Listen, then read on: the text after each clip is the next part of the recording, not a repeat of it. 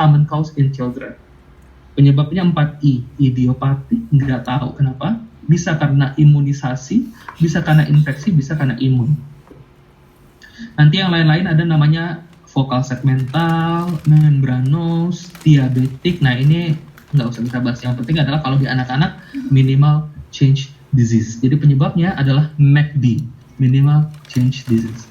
Nah sekarang apa yang terjadi pada sindrom nefrotik? Karena proteinnya banyak yang hilang, biasanya lebih dari 3,5 gram dalam 24 jam, maka nanti akan terjadi penurunan kadar albumin. Kemudian hepar akan mencoba mengembalikan kadar protein dengan meningkatkan aktivitasnya. Selain itu juga akan terjadi hiperlipidemia karena hepar itu akan sintesis kolesterol lebih banyak.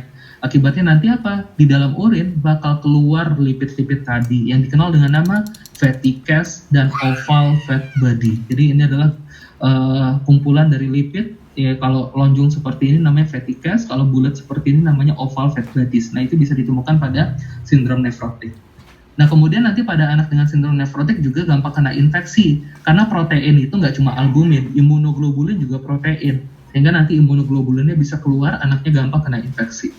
Terus albumin itu kan protein, fungsinya adalah untuk menjaga tekanan onkotik di dalam pembuluh darah. Kalau dia hipoalbumin, tekanan onkotik dalam pembuluh darah itu turun. Akibatnya air yang ada di dalam pembuluh darah bakal keluar ke interstisial sehingga akan menyebabkan edema pada jaringan. Akibatnya pasiennya jadi edem. Habis itu karena tekanan onkotik ini turun, aliran darah ke ginjal bakal turun karena kan tadi airnya kabur semua ke interstisial sehingga perfusi ke ginjal berkurang. Akibatnya apa? Terjadilah aktivasi sistem renin-angiotensin-aldosteron sistem. Sehingga nanti akan terjadi retensi cairan lebih lanjut dan berkontribusi terhadap edema. Makanya anak dengan nefrotik itu dia edemanya bisa nanti anasarka, mata bengkak, kepala bengkak, semua bengkak, kaki bengkak, perut bengkak. Jadi semuanya edem. Nah, pemeriksaan nanti proteinurinya banyak ya, lebih dari 3,5 gram. Ada edema karena retensi cairan dan hipoalbumin tadi, hipoalbumin sama retensi cairan ini. Lalu ada hiperlipid, lipid di dalam urin, kemudian lipiduria, lipid dalam urin, dan ada nanti protein cash atau fatty cash. Nah, sekarang kalau untuk anak-anak, tata laksananya.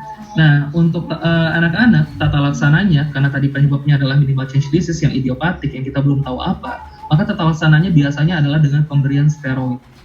Nah, pemberian steroid pada sindrom nefrotik di anak, itu dia punya aturan. Jadi ada namanya 4 minggu awal sama 4 minggu berikutnya. Nah, pada 4 minggu awal, itu kita berikan full dose steroid. Jadi pakai prednisone full dose. Nah, 4 minggu di awal. Kemudian nanti di akhir 4 minggu awal tersebut kita cek apakah terdapat remisi atau tidak. Remisi itu adalah proteinurianya negatif. Jadi kalau dia remisi, proteinuria negatif, maka setelah full dose 4 minggu dilanjutkan ke alternating dose 4 minggu.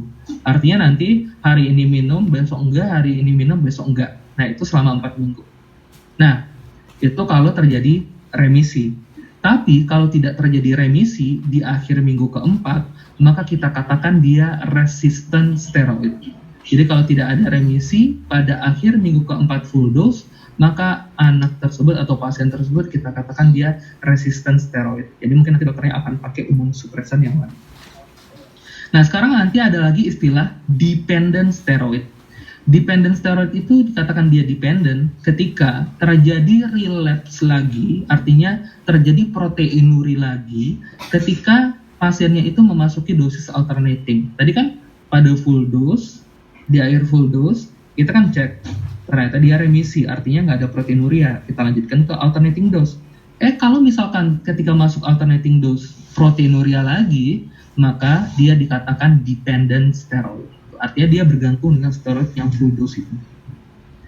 Nah, nanti anak-anak dengan sindrom nefrotik bisa relapse. Nah, relapse-nya itu nanti faktor yang mempengaruhi adalah bisa karena riwayat atopi. Jadi anak-anak yang punya riwayat atopi itu gampang relapse. Kemudian ISPA sama ISK itu juga dapat memicu terjadinya relapse. Nah, berdasarkan berapa kali relapse-nya dalam setahun, ada namanya relapse sering dan relapse jarang. Kalau sering berarti dia lebih dari 4 kali per tahun terjadi kekambuhan. Sedangkan kalau relapse jarang berarti kurang dari 4 kali dalam setahun. Tuh. Terus nanti tata laksana yang lain bisa restriksi cairan ya untuk ngurangin edemnya, kurangi garam, kemudian untuk menguras over volume-nya kita bisa kasih furosemide.